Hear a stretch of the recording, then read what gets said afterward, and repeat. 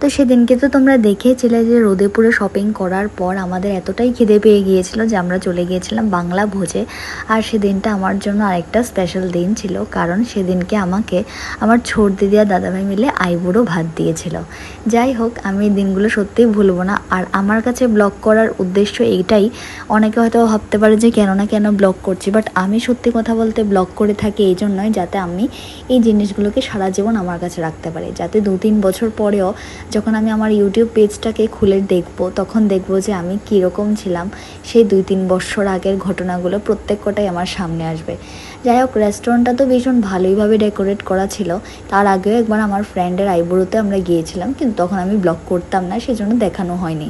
তো যাই হোক, খাবার তো অনেকগুলো কিছুই ছিল, সেগুলো না হয় তোমাদের সাথে পরেই বলছি, বাট খাবারগুলো বেশ ভালো ছিল। যারা তোমরা আগরতলায় আছো তোমরা অবশ্যই এখানে ভিজিট করতে পারো, কারণ প্রত্যেকটা খাবারই বেশ ভালোই ছিল।